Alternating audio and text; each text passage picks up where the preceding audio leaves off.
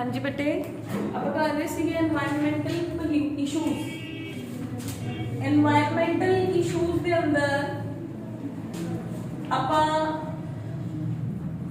कर चुके हैं air pollution, water pollution, soil pollution. ठीक है, एयर, वाटर, सॉइल पोल्यूशन। आज बेटे अपन नेक्स्ट स्टार्ट कर रहे हैं with our radio active pollution. Radio active pollution है कि बेटे जो भी रेडियो एक्टिव सबसटेंसेस ने, ठीक है, उन्हां दी डिग्रेडेशन नाल या जेडे एलिमेंट्स रेडिएशंस रिलीज करन ते ओह एनवायरनमेंट दे अंदर जान ते अपनी हेल्थ लई डिजास्टरस होन, उस टाइप के पोल्यूशन नो आपां कहंदे आ रेडियो एक्टिव पोल्यूशन। ठीक है, like the substances such as radium, thorium, uranium, ये जेडे सबसटेंसेस ने ये रेडियो एक्टिव पोल्यूशन कॉज करते हैं। ये भी दो तरह का होता है, नेचुरल एंड अपने कोल we can say man made और the anthropogenic radio active pollution. Natural के अंदर आ गया बेटे जेड़ियां रेज अर्थ के अंदर, कॉस्मिक रेज ने जेड़ियां अर्थ के अंदर एंटर हो रही ने, उन्हां नाल नेचुरल रेडियो एक्टिव पोल्यूशन है जेड़ा वो हुंदा है। एंथ्रोपोजेनिक मैन मेड अपन नूं पता ही है, रिसर्च चल रही है ना, कुछ इंडस्ट्रीज ने या जेड़ियां एटॉमिक बॉम्ब्स के ऊपर रिसर्च हो रही हुंदी है, न्यूक्लियर फ्यूल्स ने जेड़े स्पेस के अंदर जेड़े रॉकेट्स जांदे ने उन्हां दे ऊपर जेड़ी रिसर्च चल रही है।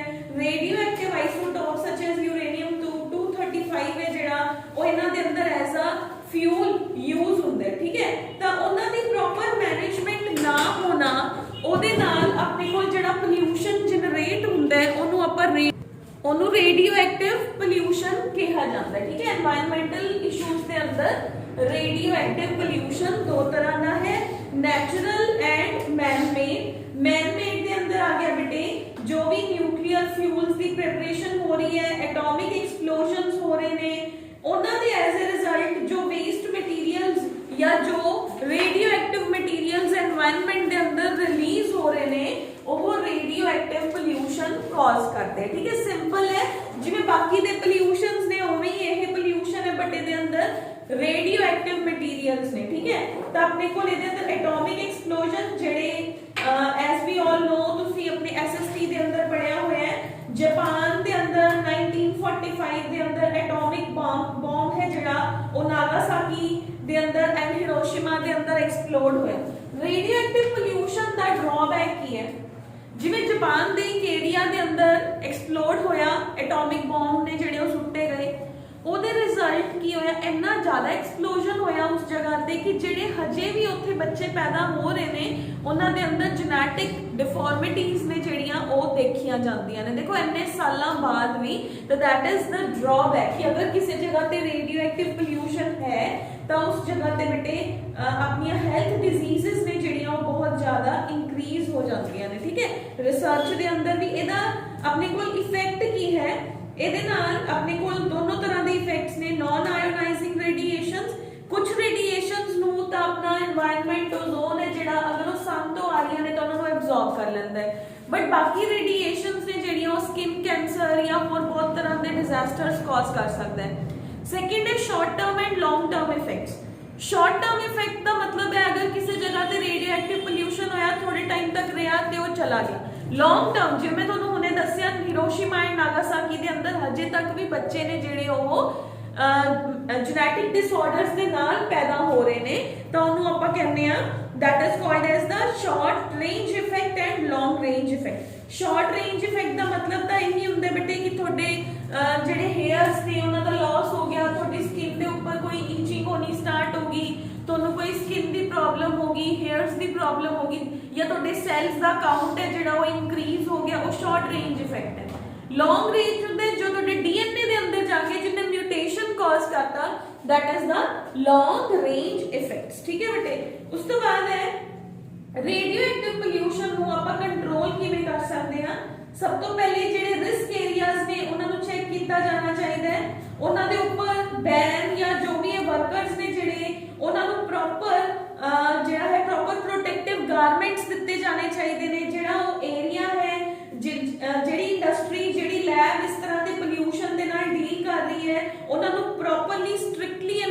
करना चाहिए कि पानी के अंदर या जो भी तुहाडा वेस्ट मटीरियल है उन्होंने डिस्चार्ज ना करो ताकि लोगों को डिजीजेस ना हो। ਜਿਹੜੇ लोग रेडियो एक्टिव सबसटेंसेस ਦੇ ਨਾਲ ਡੀਲ ਕਰ ਰਹੇ ਨੇ ਉਹਨਾਂ ਨੂੰ ਪ੍ਰੋਪਰ ਜਿਹੜੀਆਂ ਬੋਡੀ ਦੀਆਂ ਪ੍ਰੋਟੈਕਸ਼ਨਸ ਨੇ ਆਈਜ਼ हेयर्स बॉडी फेस सारी प्रोटेक्शन ਨੂੰ यूज करके they will work over there और डायरेक्टली ਉੱਥੇ वर्क नहीं ਕਰਨਗੇ। ठीक है, इस तो बाद है बेटे नेक्स्ट पोल्यूशन है अपना नॉइज पोल्यूशन। नॉइज पोल्यूशन की ਹੁੰਦਾ बेटे सिंपल जी गल है अपने ਜਿਹੜੇ ईयर्स ने ਉਹ ਇੱਕ ਡੈਫੀਨਾਈਟ ਨॉइज ਨੂੰ ਸੁਣ ਸਕਦੇ ਨੇ। ठीक है, ਤੁਸੀਂ ਛੋਟੀਆਂ ਕਲਾਸਿਸ ਦੇ ਅੰਦਰ ਜਦੋਂ ਪੋਲਿਊਸ਼ਨ ਦੇ ਉੱਪਰ ਐਸੇ ਲਿਖਦੇ ਸੀਗੇ ਤਾਂ ਆਪਾਂ ਲਿਖਦੇ ਸੀਗੇ ਕਿ ਨॉइज ਹੈ ਜਿਹੜੀ ਉਹਨੂੰ ਡੈਸੀਬਲਸ ਦੇ ਅੰਦਰ ਜਿਹੜਾ ਹੈ ਉਹ ਮੈਜ਼ਰ ਕੀਤਾ ਜਾਂਦਾ ਹੈ। ठीक है, ਤਾਂ ਡੈਸੀਬਲਸ ਦੇ ਅੰਦਰ ਰੈਜ਼ੀਡੈਂਸ਼ੀਅਲ ਏਰੀਆ ਹੈ ਜਿਹੜਾ ਉੱਥੇ ਟੋਟਲ ਡੈਸੀਬਲਸ ਨੇ ਜਿਹੜੇ ਉਹ 50 डेसिबल्स होने चाहिए डे टाइम के अंदर, कमर्शियल एरिया के अंदर 60, इंडस्ट्रियल एरिया के अंदर 70 एंड साइलेंस जोन के अंदर 40। ठीक है, अगर अपने कान जिस नॉइस नू नहीं सुन सकते, ठीक है, मतलब उस तो बियॉन्ड चले जाना, तो अपने को की है बेटे तो उस डेसिबल्स दे बियॉन्ड जाना that is considered to be as soil noise pollution. Noise pollution के अंदर मेन ड्रॉबैक की है, मेन ड्रॉबैक है ਤੁਹਾਡੇ ईयर्स ने ਜਿਹੜੇ ਉਹ सेंसिटिव ਹੁੰਦੇ, they are the organs of equilibrium, ਉਹਨਾਂ ਦਾ बैलेंस है ਜਿਹੜਾ ਉਹ क्रिएट नहीं हो पाता। अपने इंडिया के अंदर ਤਾਂ सब तो आई थिंक नॉइज पोल्यूशन है ਜਿਹੜਾ ਉਹ नॉर्दर्न इंडिया के अंदर या ऑल ओवर इंडिया के अंदर बहुत ज़्यादा ਹੁੰਦਾ है। देखो मैरिजेस के अंदर कोई बैन नहीं है, 4-4 बजे तक लोग बहुत हाई नॉइज के अंदर डीजे पार्टीज करते रहते हैं। ठीक है, उस तो इलावा देखो ढोल ने ਜਿਹੜੇ ਵੱਜਦੇ ਰਹਿੰਦੇ हैं, इस तो इलावा देखो इंडस्ट्रीज ने ਜਿਹੜੀਆਂ ਉਹਨਾਂ ਦੇ ਅੰਦਰ हाई नॉइज ਜਿਹੜੇ इंस्ट्रूमेंट्स ने ਉੱਥੇ प्रेजेंट ਹੁੰਦੇ ਨੇ। ठीक है, ਤਾਂ नॉइज पोल्यूशन है ਜਿਹੜਾ ਉਹਦਾ ਆਪਣੀ डायरेक्ट हेल्थ ਦੇ ਉੱਪਰ इफेक्ट है ਜਿਹੜਾ ਉਹ ਪੈਂਦਾ है। ਤਾਂ नॉइज पोल्यूशन ਕੀ ਹੋ ਗਿਆ ਬੇਟੇ, डिस्टर्बिंग नॉइज है ਜਿਹੜੀ ਉਹ ਇੱਕ ਹਾਰਮਫੁਲ ਫੈਕਟਰ ਹੈ ਆਪਣੇ এনवायरमेंट ਲਈ। तो नॉइज पोल्यूशन है ਜਿਹੜਾ ਉਹ ਮੈਨ ਨੂੰ डायरेक्टली अफेक्ट करता है। ठीक है, ਉਹਦੇ वाटर एयर ਨੂੰ ਕੁਝ ਨਹੀਂ ਕਹਿੰਦਾ बट डायरेक्टली अपनी लाइफ ਦੇ ਉੱਪਰ इफेक्ट ਪੈਂਦਾ ਹੈ। सोर्सेस जिੱਥੋਂ ਦੀ ਵੀ ਆਵਾਜ਼ ਜ਼ਿਆਦਾ ਆ ਰਹੀ ਹੈ ਉਹ नॉइज पोल्यूशन ਦਾ सोर्स है। ठीक है, ਤਾਂ नॉइज ਨੂੰ ਜਾਂ ਸਾਊਂਡ ਨੂੰ ਆਪਾਂ ਡੈਸੀਬਲਸ ਦੇ ਅੰਦਰ ਮੈਜ਼ਰ ਕਰਦੇ ਆ 1 to 10 decibel I think so normal ਹੁੰਦਾ ਹੈ ਇੱਕ ਪਰਸਨ ਲਈ। ਅਗਰ ਉਸ ਦੇ ਬਿਯੋਂਡ ਚਲਾ ਜਾਂਦਾ ਹੈ ਤਾਂ ਉਹ नॉइज पोल्यूशन ਕਾਜ਼ ਕਰਦਾ ਹੈ ਇੱਕ ਪਰਸਨ ਲਈ। इफेक्ट्स की ने हीयरिंग एबिलिटी रिड्यूस हो जाती है एकदम। तुसी देखो एक छोटा बच्चा है ਉਹਨੂੰ ਆਪਾਂ ਬੜੇ ਆਰਾਮ ਨਾਲ ਵਿਆਹ ਤੇ ਲੈ ਜਾਂਦੇ ਆ, ਬਿਲਕੁਲ ਕਈ ਲੋਕ ਤਾਂ ਜੰਮਦੇ ਬੱਚਿਆਂ ਨੂੰ ਹੀ ਜਿਵੇਂ ਮਹੀਨੇ ਦਾ ਬੱਚਾ ਹੈ ਉਹਨੂੰ ਮੈਰਿਜ ਪਾਰਟੀ ਦੇ ਅੰਦਰ ਲੈ ਗਏ, ਇੰਨੀ ਤੇਜ਼ ਡੀਜੇ ਚੱਲ ਰਿਹਾ ਹੁੰਦਾ ਹੈ ਹਨਾ, ਤਾਂ ਬੱਚੇ ਦੇ ਤਾਂ ਈਅਰ ਡਰਮਸ ਨੇ ਜਿਹੜੇ ਉਹਨਾਂ ਦੇ ਉੱਪਰ ਟੋਟਲ ਇਫੈਕਟ ਪੈ ਸਕਦਾ। ਇਸ ਕਰਕੇ ਕਈ ਲੋਕ ਤੁਸੀਂ ਦੇਖਿਆ ਹੋਊਗਾ ਜਿਹੜੇ ਜ਼ਿਆਦਾ ਸੈਂਸਿਟਿਵ ਹੁੰਦੇ ਆ ਜਾਂ those who know how to protect them, ਉਹ ਕੰਨਾਂ ਦੇ ਅੰਦਰ ਬੱਚਿਆਂ ਦੀ ਕਾਟਨ ਪਾ ਕੇ ਲੈ ਕੇ ਜਾਂਦੇ ਆ। ਠੀਕ ਹੈ, ਤਾਂ that is the way to protect the ear drums of the children। ਅੱਜ ਕੱਲ ਤਾਂ ਬਹੁਤ ਸੋਹਣੇ ਸੋਹਣੇ ਉਹ ਈਅਰ ਮਫਸ ਆਉਂਦੇ ਨੇ ਬੱਚਿਆਂ ਦੇ ਕੰਨਾਂ ਦੇ ਉੱਪਰ ਲਗਾ ਦਿਓ ਤਾਂ ਕਿ ਉਹਨਾਂ ਨੂੰ ਸਾਊਂਡ ਦਾ ਇਫੈਕਟ ਹੈ ਜਿਹੜਾ ਉਹ ਨਾ ਆਏ। ਤਾਂ that is ਬੱਚਿਆਂ ਲਈ, ਬੱਚਿਆਂ ਦੀ ਹੈਲਥ ਲਈ ਨॉइज ਪੋਲਿਊਸ਼ਨ ਹੈ ਜਿਹੜਾ ਉਹ ਬਹੁਤ ਜ਼ਿਆਦਾ ਇਫੈਕਟਿਵ ਹੈ। ਇਸ ਤੋਂ ਬਾਅਦ ਜਨਰਲ ਹੈਲਥ। ਜਨਰਲ ਹੈਲਥ ਦੇ ਅੰਦਰ ਦੇਖੋ ਕੀ ਹੈ, ਅਗਰ ਕਿਤੇ ਬਹੁਤ ਜ਼ੋਰ-ਜ਼ੋਰ ਦੀ ਡੀਜੇ ਦੀਆਂ ਸਾਊਂਡਸ ਆ ਰਹੀਆਂ ਨੇ, ਬਹੁਤ ਜ਼ੋਰ-ਜ਼ੋਰ ਦੀ ਕੋਈ 뮤직 ਚੱਲ ਰਿਹਾ ਹੈ ਤਾਂ ਆਪਾਂ ਨੂੰ ਵੀ ਇੱਕਦਮ ਐਂਗਜ਼ਾਇਟੀ, ਘਬਰਾਹਟ ਵੀ ਹੋ ਸਕਦੀ ਹੈ। ਠੀਕ ਹੈ, ਜਾਂ ਇਹ ਲਗਾ ਲਓ ਕਿ ਜਿਨ੍ਹਾਂ ਨੂੰ ਕੋਈ ਹਾਰਟ ਦੀ ਪ੍ਰੋਬਲਮ ਹੈ ਉਹਨਾਂ ਦੀ ਪ੍ਰੋਬਲਮ ਹੋਰ ਇਨਕਰੀਜ਼ ਹੋ ਸਕਦੀ ਹੈ। ਤਾਂ these are the problems on the general health. ਠੀਕ ਹੈ ਬੇਟੇ, ਤਾਂ ਜਨਰਲ ਹੈਲਥ ਦੇ ਨਾਲ ਵੀ ਪ੍ਰੋਬਲਮ ਹੈ। ਇਫੈਕਟਸ ਔਨ ਜਨਰਲ ਹੈਲਥ ਹੈ ਜਿਹੜਾ ਇਹਦੇ ਅੰਦਰ ਪੇਸ਼ੈਂਟ ਹੈ ਜਿਹੜਾ ਉਹਦੇ ਹਾਰਟ ਦੀ ਆਊਟਪੁੱਟ ਦੇ ਅੰਦਰ ਫਰਕ ਆ ਸਕਦਾ ਹੈ, ਜਿਹੜਾ ਉਹਦਾ ਆਈਜ਼ ਨੇ ਉਹਦੇ ਅੰਦਰ ਫਰਕ ਆ ਸਕਦਾ ਹੈ, ਉਹਦੀ ਜਨਰਲ ਬੋਡੀ ਦੇ ਅੰਦਰ ਡਿਸਟਰਬੈਂਸਸ ਕ੍ਰੀਏਟ ਹੋ ਸਕਦੀਆਂ ਨੇ। ਅਦਰ ਇਫੈਕਟਸ ਕੀ ਨੇ, ਉਸ ਤੋਂ ਬਾਅਦ ਜੋ ਆਪਾਂ ਕੋਈ ਜਿਵੇਂ ਸਪੋਜ਼ ਕੋਈ ਦੋ ਜਣੇ ਆਪਸ 'ਚ ਗੱਲ ਕਰ ਰਹੇ ਨੇ, ਉਹਨਾਂ ਨੇ ਕਨਵਰਸੇਟ ਕਰਨਾ ਹੈ, ਬਹੁਤ ਉੱਚੀ ਉੱਚੀ ਗਾਣੇ ਚੱਲ ਰਹੇ ਨੇ, ਫਿਰ ਆਪਾਂ ਵੀ ਬਹੁਤ ਉੱਚੀ ਉੱਚੀ ਬੋਲਦੇ, ਜਦੋਂ ਇੱਕਦਮ 뮤직 ਬੰਦ ਹੋ ਜਾਂਦਾ ਤਾਂ ਆਪਾਂ ਨੂੰ ਬੜਾ ਐਂਬੈਰੈਸ ਫੀਲ ਹੁੰਦਾ ਕਿ ਮੈਂ ਇੰਨੀ ਉੱਚੀ ਬੋਲ ਰਿਹਾ ਸੀਗਾ। दैट इज कन्वर्सेशन डिस्टर्बेंस भी ਹੁੰਦੀ ਹੈ, ਸਟੱਡੀ ਡਿਸਟਰਬੈਂਸ ਹੁੰਦੀ ਹੈ ਹਨਾ। ਤੁਹਾਡੇ ਸਪੋਜ਼ ਤੁਹਾਡੀ ਲੋਕੈਲਿਟੀ ਦੇ ਅੰਦਰ ਕੋਈ ਮੈਰਿਜ ਪਾਰਟੀ ਹੈ ਹਨਾ, ਆਪਾਂ ਇੱਕਦਮ ਤਾਂ ਸ਼ਾਮ ਨੂੰ ਖੁਸ਼ ਹੋ ਜਾਂਦੇ ਆ ਲੈ ਅੱਜ ਤਾਂ ਗਾਣੇ ਚੱਲਣਗੇ। ਮੰਨ ਲਓ ਸਪੋਜ਼ ਨੈਕਸਟ ਡੇ ਤੁਹਾਡਾ ਕੈਮਿਸਟਰੀ ਦਾ ਜਾਂ ਫਿਜ਼ਿਕਸ ਦਾ ਕੋਈ ਐਗਜ਼ਾਮ ਹੈ, ਤਾਂ ਦੇਖੋ 6-7 ਵਜੇ ਤੱਕ ਤਾਂ ਤੁਸੀਂ ਇੰਜੋਏ ਕਰ ਲੈਂਦੇ ਹੋ, ਪੇਰੈਂਟਸ ਨੂੰ ਕਹਿ ਦਿੰਦੇ ਹੋ ਵੀ ਮੇਰੇ ਤੋਂ ਪੜ੍ਹਿਆ ਨਹੀਂ ਜਾ ਰਿਹਾ ਹਨਾ, ਮੈਂ ਡਿਸਟਰਬ ਹੋ ਰਿਹਾ ਜਾਂ ਮੈਂ ਡਿਸਟਰਬ ਹੋ ਰਹੀ ਹਾਂ, ਆਰਾਮ ਨਾਲ ਗਾਣੇ ਇੰਜੋਏ ਕਰ ਰਹੇ ਹੋ। ਪਰ ਜਿਵੇਂ ਜਿਵੇਂ 9-10 ਵੱਜਦੇ ਆ ਵੀ ਉਦੋਂ ਤੱਕ ਵੀ ਮਿਊਜ਼ਿਕ ਬੰਦ ਨਹੀਂ ਹੋਇਆ, ਫਿਰ ਤੁਹਾਨੂੰ ਅੰਦਰੋਂ ਦੀ ਘਬਰਾਹਟ ਵੀ ਹੁੰਦੀ ਹੈ ਵੀ ਇਸ ਤੋਂ ਬਾਅਦ ਮੈਂ ਸੌਂਗਾ ਕਿ ਮੈਂ ਪੜੂੰਗਾ ਹਨਾ। ਤਾਂ that is also the disturbance due to the noise, ਠੀਕ ਹੈ। ਤਾਂ ਕਈ ਜਗ੍ਹਾ ਤੇ ਤਾਂ ਐਂ ਲਗਾ ਲਓ, ਕਈ ਜਗ੍ਹਾ ਤੇ ਤਾਂ ਲੋਕ ਨੇ ਜਿਹੜੇ ਦੇਖੋ ਜਿਹੜੀਆਂ ਨਵੀਆਂ ਕਾਲੋਨੀਜ਼ ਬਣਦੀਆਂ ਨੇ ਉਹ ਹਮੇਸ਼ਾ ਸਿਟੀ ਤੋਂ ਦੂਰ ਬਣਦੀਆਂ ਨੇ। ਅੱਛੇ ਸਕੂਲਸ ਜਿਵੇਂ ਮੰਨ ਲਓ ਸਪੋਜ਼ ਪਹਿਲਾਂ ਦੇ ਟਾਈਮ ਸਪੋਜ਼ ਕੋਈ ਵੀ ਸਕੂਲ ਹੈ, ਕਿਸੇ ਨੇ ਨਵਾਂ ਸਕੂਲ ਬਣਾਉਣਾ ਉਹ ਹਮੇਸ਼ਾ ਸ਼ਾਂਤਮਈ ਏਰੀਆ ਦੇ ਅੰਦਰ ਬਣਾਉਂਦੇ ਤਾਂ ਕਿ ਬੱਚਿਆਂ ਨੂੰ ਪੜ੍ਹਾਈ ਦੇ ਅੰਦਰ ਕੋਈ ਡਿਸਟਰਬੈਂਸ ਨਾ ਹੋਵੇ। ਬਟ ਕਿਉਂਕਿ ਪੋਪੂਲੇਸ਼ਨ ਹੀ ਇੰਡੀਆ ਦੀ ਡੇ ਬਾਈ ਡੇ ਰਾਈਜ਼ ਹੋਈ ਜਾ ਰਹੀ ਹੈ ਤਾਂ ਉਹ ਜਗ੍ਹਾ ਵਿੱਚ ਹੀ ਮਰਜ ਹੋ ਜਾਂਦੀ ਹੈ ਥੋੜੇ ਟਾਈਮ ਬਾਅਦ। that is just to avoid the noise on the studies of the students, ਠੀਕ ਹੈ, ਤਾਂ ਕਿ ਜਿਹੜੀ ਲੋਕਲ ਨੋਇਸ ਹੈ ਉਹਨਾਂ ਦੀ ਪੜ੍ਹਾਈ ਨੂੰ ਇਫੈਕਟ ਨਾ ਕਰ ਸਕੇ। ਤਾਂ ਕੰਟਰੋਲ ਕਿਵੇਂ ਕਰ ਸਕਦੇ ਆ ਬੇਟੇ? ਜਿਹੜੀਆਂ ਨੋਇਸੀ ਮਸ਼ੀਨਸ ਨੇ ਇੰਡਸਟਰੀਜ਼ ਦੇ ਅੰਦਰ ਉਹ ਸਾਊਂਡ ਜਿਹੜੀਆਂ ਨੇ ਆਪਾਂ ਕਹਿ ਸਕਦੇ ਉਹਨਾਂ ਦੇ ਸਾਊਂਡ ਪ੍ਰੂਫ ਚੈਂਬਰਸ ਬਣਾਉਣੇ ਚਾਹੀਦੇ ਆ। ਤੁਸੀਂ ਅੱਜ ਕੱਲ੍ਹ ਦੇਖਿਆ ਹੋਗਾ ਪਹਿਲਾਂ ਦੇ ਟਾਈਮ 'ਚ ਜਦੋਂ ਅਸੀਂ ਛੋਟੇ ਹੁੰਦੇ ਤਾਂ ਜਨਰੇਟਰ ਬਹੁਤ ਨੋਇਸ ਪ੍ਰੋਡਿਊਸ ਕਰਦੇ ਸੀ। ਅੱਜ ਕੱਲ੍ਹ ਸਾਇਲੈਂਟ ਜਨਰੇਟਰਸ ਹੁੰਦੇ ਨੇ ਸਕੂਲਸ ਦੇ ਅੰਦਰ ਵੀ, ਪਤਾ ਵੀ ਨਹੀਂ ਚੱਲ ਰਿਹਾ ਹੁੰਦਾ ਕਿ ਜਨਰੇਟਰ ਚੱਲ ਰਿਹਾ। ਤਾਂ ਐਵੇਂ ਹੀ ਇੰਡਸਟਰੀਜ਼ ਦੇ ਅੰਦਰ ਸਾਊਂਡ ਪ੍ਰੂਫ ਚੈਂਬਰਸ ਹੋਣੇ ਚਾਹੀਦੇ ਕਿ ਆਵਾਜ਼ ਹੈ ਜਿਹੜੀ ਉਹ ਬਾਹਰ ਨਾ ਜਾਏ, ਠੀਕ ਹੈ। ਤਾਂ ਜਿੱਥੇ ਵੀ ਨੋਇਸੀ ਏਰੀਆ ਹੈ ਤਾਂ ਉੱਥੇ ਐਵੇਂ ਦੇ ਜਿਹੜੇ ਇਫੈਕਟਸ ਨੇ ਉਹ ਪ੍ਰੋਡਿਊਸ ਕਰਨੇ ਚਾਹੀਦੇ ਨੇ ਤਾਂ ਕਿ ਨੋਇਸ ਹੈ ਜਿਹੜੀ ਉਹ ਕਿਸੇ ਹੋਰ ਦੇ ਕੰਮ ਨੂੰ ਇਫੈਕਟ ਨਾ ਕਰੇ। ਜਿਹੜੇ ਲੋਕ ਕਿਸੇ ਐਵੇਂ ਦੀ ਨੋਇਸ ਏਰੀਆ 'ਚ ਰਹਿੰਦੇ ਨੇ ਉਹਨਾਂ ਨੂੰ ਈਅਰ ਮਫਸ ਨੇ ਜਿਹੜੇ ਉਹ ਯੂਜ਼ ਕਰਨੇ ਚਾਹੀਦੇ ਨੇ। ਇਸ ਤੋਂ ਇਲਾਵਾ ਜਿਹੜੇ ਲਾਊਡ ਸਪੀਕਰਸ ਨੇ ਮੰਦਿਰਾਂ ਗੁਰਦੁਆਰਿਆਂ ਦੇ ਅੰਦਰ ਜਾਂ ਰਿਲੀਜੀਅਸ ਏਰੀਆਜ਼ ਦੇ ਅੰਦਰ ਉਹਨਾਂ ਦੇ ਉੱਪਰ ਬੈਨ ਹੋਣਾ ਚਾਹੀਦਾ ਕਿ ਉਹ ਇੰਨੀ ਸਾਊਂਡ ਤੋਂ ਜ਼ਿਆਦਾ ਸਾਊਂਡ ਹੈ ਜਿਹੜੀ ਉਹ ਨਹੀਂ ਕਰ ਸਕਦੇ, ਠੀਕ ਹੈ। ਇਸ ਤੋਂ ਇਲਾਵਾ ਜਿਹੜੇ ਆਪਣੇ ਰੈਜ਼ੀਡੈਂਸ਼ੀਅਲ ਏਰੀਆ ਹੈ, ਇੰਡਸਟਰੀਅਲ ਏਰੀਆ ਉਹਦੇ ਤੋਂ ਹਮੇਸ਼ਾ ਦੂਰ ਹੋਣਾ ਚਾਹੀਦਾ ਤਾਂ ਕਿ ਉਹ ਲੋਕਾਂ ਦੀ ਐਬਿਲਿਟੀ ਦੇ ਉੱਪਰ ਕੋਈ ਇਫੈਕਟ ਹੈ ਜਿਹੜਾ ਉਹਦਾ ਨਾ ਪਏ, ਠੀਕ ਹੈ। ਇਸ ਤੋਂ ਬਾਅਦ ਬੇਟੇ environmental ਲਾਜ਼ of controlling the pollution.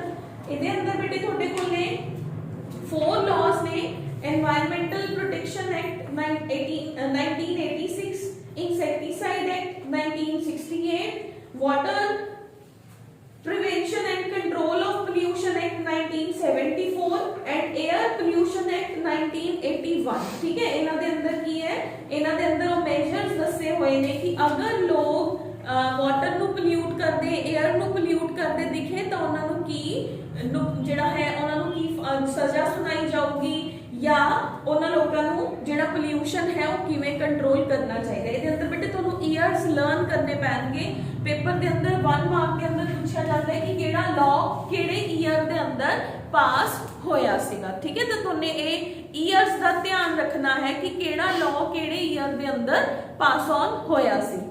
ਇਸ ਤੋਂ ਬਾਅਦ ਹੈ ਬੇਟੇ ਆਪਣੇ ਕੋਲ ਗਲੋਬਲ এনवायरमेंटल ਚੇਂਜਸ। ਵੱਧਦੇ ਹੋਏ ਪੋਲਿਊਸ਼ਨ ਨੂੰ ਲੈ ਕੇ ਜਿਹੜੇ ਗਲੋਬਲ ਲੈਵਲ ਤੇ ਚੇਂਜਸ ਆਏ ਨੇ, ਗਲੋਬਲ এনवायरमेंटल ਚੇਂਜਸ, ਠੀਕ ਹੈ, ਉਹ ਹੁਣ ਆਪਾਂ ਦੇਖਾਂਗੇ। ਵੈਸੇ ਤੁਸੀਂ ਉਹ ਸਾਰੇ ਕਰ ਚੁੱਕੇ ਹੋ।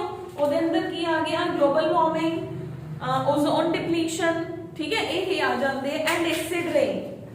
ਉਹੀ ਸੇਮ ਆਰਟੀਕਲ ਨੇ ਜਿਹੜੇ ਆਪਾਂ ਪਹਿਲੇ ਕਰ ਚੁੱਕੇ ਹਾਂ।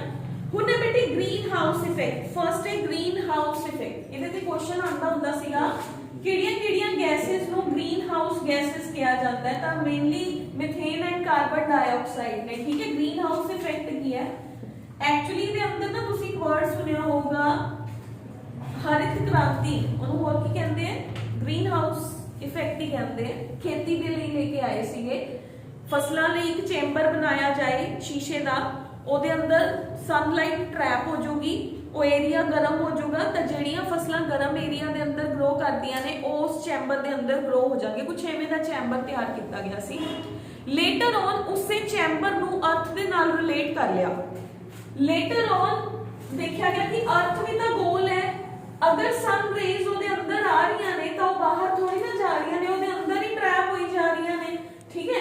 ਅਗਰ ਉਹ ਅੰਦਰ ਟ੍ਰੈਪ ਹੋਈ ਜਾ ਰਹੀਆਂ ਨੇ ਤਾਂ ਇੱਕ ਨਾ ਇੱਕ ਦਿਨ ਅਰਥ ਦਾ ਟੈਂਪਰੇਚਰ ਇੰਨਾ ਜ਼ਿਆਦਾ ਰਾਈਜ਼ ਹੋ ਜਾਊਗਾ due to the effect of carbon dioxide and methane तो that can lead to the global warming जो हुण हो रहा है। ग्लोबल वार्मिंग के अंदर की हुंदा है कार्बन डाइऑक्साइड मीथेन का लेवल इतना ज्यादा इंक्रीज हो गया कि ग्लेशियर्स मेल्ट होने शुरू हो गए, गर्मी है जिहड़ी वो ज्यादा राइज होगी जिहदे नाल आपां नूं जिहड़े डिजास्टर्स ने फ्लड्स ने वो आ रहे ने। ठीक है, तो ग्रीन हाउस इफेक्ट की हो गया बेटे, ग्रीन हाउस इफेक्ट की है दैट इज द वार्मनेस। ठीक है, वार्मनेस इहदे अंदर है कि देखो reasons of green house effect, carbon dioxide content rise हो रहा है, वाटर वेपर्स का कंटेंट राइज हो रहा है, तो अर्थ के ऊपर इन्हां गैसेस का इफेक्ट है जिहड़ा वो स्टडी किया गया। जिवें जिवें ग्रीन हाउस इफेक्ट राइज हो रहा है, ग्लोबल वार्मिंग है जिहड़ी वो राइज हो रही है। Inter governmental panel on climatic changes IPCC इन्हां ने स्टडी किया है कि कार्बन डाइऑक्साइड ते मीथेन दे लेवल्स दे अंदर राइज होण नाल and moreover nitrous oxides and chlorofluorocarbons rise होण नाल जिहड़ा अर्थ है इहदे ऊपर इफेक्ट पै रहा है।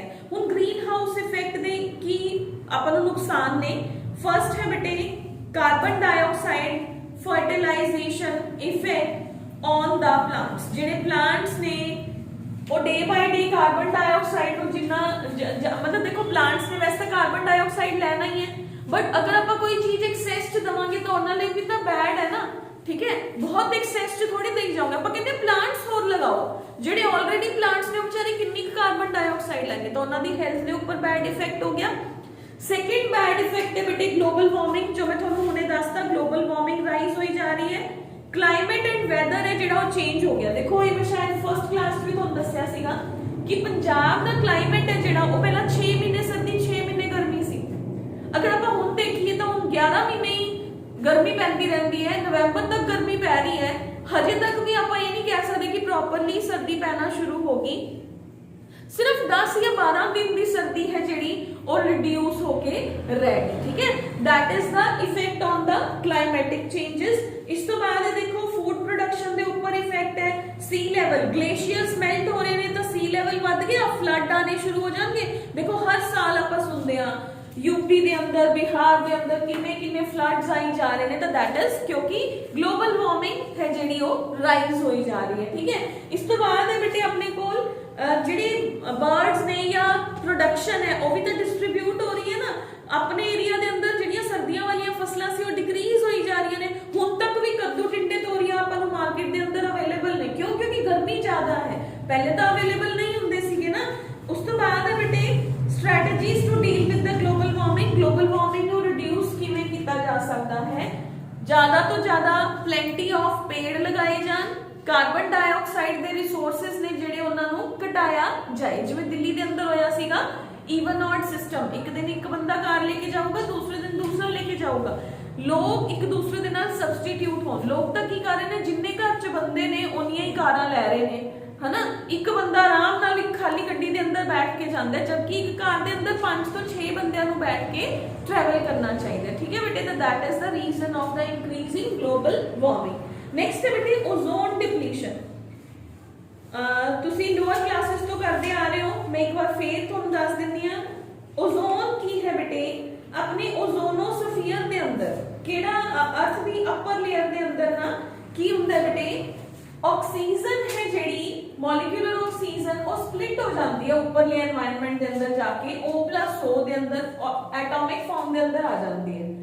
ठीक है, ਇਹ O+O ਜਿਹੜੀ ਦੇਖੋ ਕਿਤੇ ਕਿਤੇ ਤਾਂ O ਵੀ ਹੋਊਗਾ ਤਾਂ ਹੀ ਉਹ ਇਹਦੇ ਅੰਦਰ ਬ੍ਰੇਕ ਹੋ ਰਿਹਾ ਨਾ, O2+O ਕੰਬਾਈਨ ਕਰਕੇ O3 ਫਾਰਮ ਕਰ ਦਿੰਦੇ। ਇਹ O3 ਆਪਣੀ ਅਰਥ ਨੂੰ ਅਪਰ ਐਟਮੋਸਫੀਅਰ ਦੇ ਅੰਦਰ ਚਾਰੋਂ ਪਾਸੋਂ ਕਵਰ ਕਰ ਲੈਂਦੀ ਹੈ, ਜਿਹਦੇ ਚੋਂ ਸਨ ਤੋਂ ਆਉਣ ਵਾਲੀਆਂ ਹਾਰਮਫੁਲ ਰੇਜ਼ ਨੇ ਜਿਹੜੀਆਂ ਉਹ ਅਰਥ ਦੇ ਅੰਦਰ ਐਂਟਰ ਨਹੀਂ ਹੋਣਗੀਆਂ। ਠੀਕ ਹੈ, ਬਟ ਹੋ ਕੀ ਰਿਹਾ ਹੈ, ਆਪਾਂ ਪਹਿਲੇ ਕੀਤਾ ਗਲੋਬਲ ਵਾਰਮਿੰਗ ਰਾਈਜ਼ ਹੋਣ ਨਾਲ अर्थ के अंदर एनवायरमेंटल चेंजेस होने नाल पोल्यूशन नाल ये जेडी लेयर सी अपर चैम्बर के अंदर वो लेयर है जेडी वो एक जगह ते पतली होनी स्टार्ट होगी। ठीक है, इहदी जेडी इहदी कंसंट्रेशन सी वो थिन होगी, जिहदे एज ए रिजल्ट उस एरिया एंटार्कटिका ते सब तो पहले नोटिस किया गया सीगा।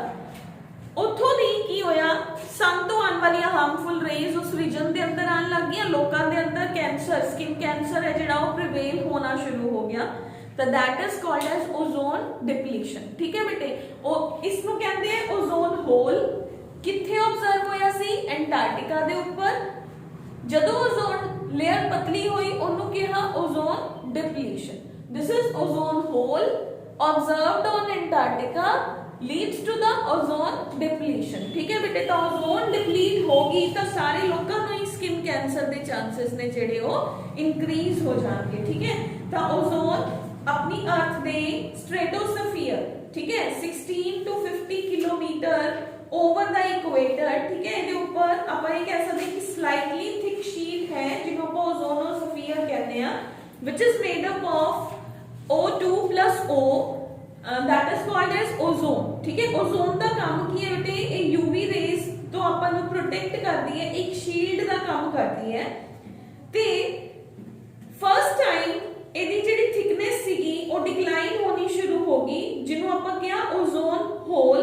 First time it was observed over the reason of Antarctica. ठीक है, तो एंटार्कटिका दे अंदर ऑब्जर्व होया। फिर ਇਹਦਾ रीजन फाइंड आउट किया कि अर्थ दे अंदर ਜਿਹੜੇ ਆਪਾਂ फ्रिज AC ने इन्हां चों क्लोरोफ्लोरोकार्बन्स निकलते ने जो कि ओजोन नु डिप्लीट करते हैं। ठीक है, तो बहुत सारिया कंट्रीज ने बेटे CFCs वाले इंस्ट्रूमेंट्स के ऊपर बैन लगाया हुआ है। उत्थे जेडे एसीज ने फ्रिजेस ने वो बिना CFCs तो प्रोड्यूस होंगे। ठीक है, ताकि वो CFC रिलीज ना करन ते एनवायरनमेंट के अंदर ओजोन है जेडी वो डिप्लीट ना हो।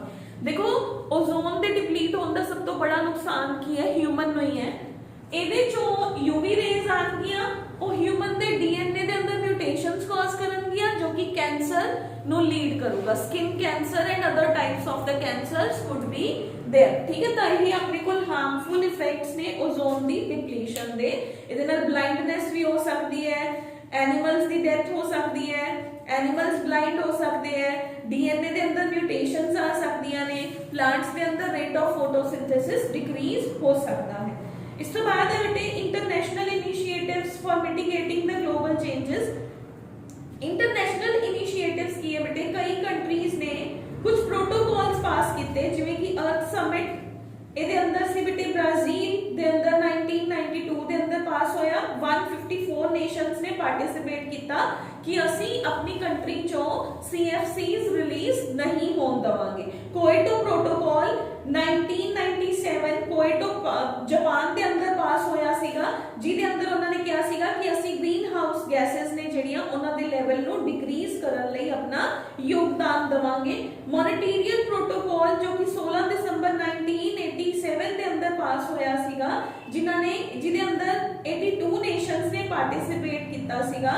एंड उन्होंने क्या सीगा कि ਅਸੀਂ ODS ओजोन डिप्लीटिंग सब्सटेंसेस ਜਿਹਦੇ अंदर CFCs ਸੀਗੇ ਇਹਨਾਂ ਨੂੰ ਅਸੀਂ डिक्रीज करांगे। ठीक है बेटे, नेक्स्ट है बेटे डिफॉरेस्टेशन। डिफॉरेस्टेशन पहले तो फॉरेस्टेशन की है जंगल होना, डिफॉरेस्टेशन की है जंगलों ਨੂੰ ਕੱਟਣਾ। ਜੇ ਜੰਗਲ ਕੱਟੇ ਜਾਣਗੇ, ਦੇਖੋ ਆਪਾਂ ਨੂੰ ਇਹਦੇ ਤੇ ਇੱਕ ਜਨਰਲ ਆਰਟੀਕਲ ਹੈ, ਜੰਗਲ ਕੱਟੇ ਜਾਣਗੇ ਤਾਂ ਆਪਾਂ ਨੂੰ ਲੱਕੜੀ ਮਿਲਣਾ ਬੰਦ ਹੋ ਜਾਊਗਾ। ਬਹੁਤ ਸਾਰੀਆਂ ਮੈਡੀਸਿਨਸ ਨੇ ਜਿਹੜੀਆਂ ਉਹ ਜੰਗਲਾਂ ਚੋਂ ਆ ਰਹੀਆਂ ਨੇ, बहुत सारिया अपनी डेली लाइफ के अंदर चीज़ा ने।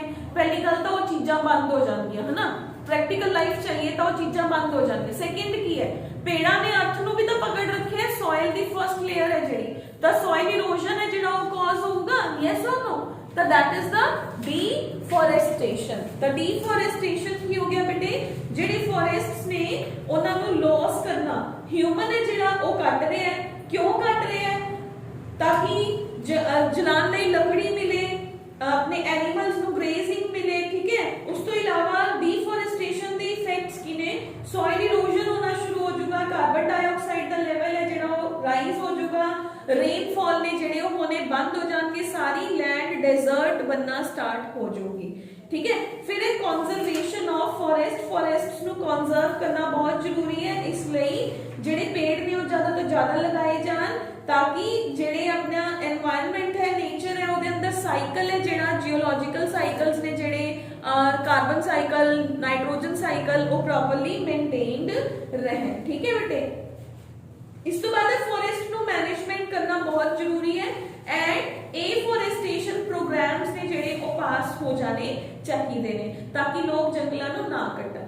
इस तो पहले बेटे सदियां पहले अगर आप गल करिए तो इंडिया के अंदर 17th सेंचुरी के अंदर बिश्नोई वुमन अमृता देवी बिश्नोई उन्हें Garhwal region I think so उन्हें पेड़ा नूं कट्टण तो रोकिया सीगा।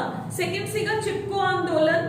चिपको आंदोलन वो स्टार्टेड इन भी गढ़वाल रीजन के अंदर है, गोपेश्वर चंबोली डिस्ट्रिक्ट 1973 जिथे लोगों ने पेड़ा नूं हग कर लिया सीगा। जिमताइयों नूं कहंदे ना चिपको मूवमेंट।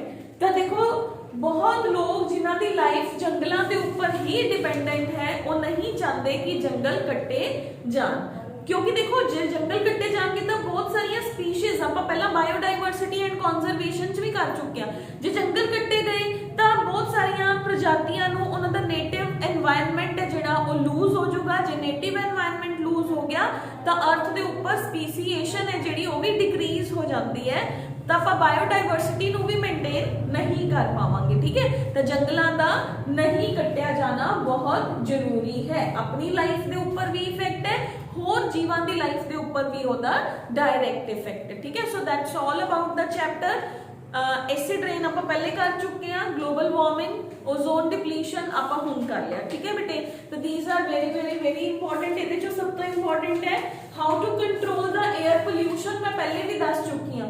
आही 4-5 आर्टिकल्स जो पेपर च पूछा जाता है कि first is acid rain, global warming, अपने को नेक्स्ट है बेटे थोड़ा जेड़ा मैं पहले दस्या that is control of the air pollution. These are very very very important articles. ठीक है, तो इन्हों चंगी तरह कर लियो। बाकी इस चैप्टर को अच्छी तरह रीड कर लो, नीट पॉइंट ऑफ व्यू नाल रीड कर लियो बेटे। थोड़े एग्जाम्स का नहीं आना बट रीड इट अकॉर्डिंग जितना बच्चे ने नीट का पेपर देना है वो बच्चे को बहुत चंगी तरह कर लियो। ठीक है, हुण आपां नेक्स्ट चैप्टर करांगे नेक्स्ट क्लास के अंदर इकोलॉजी वाला जेड़ा रह गया। ठीक है।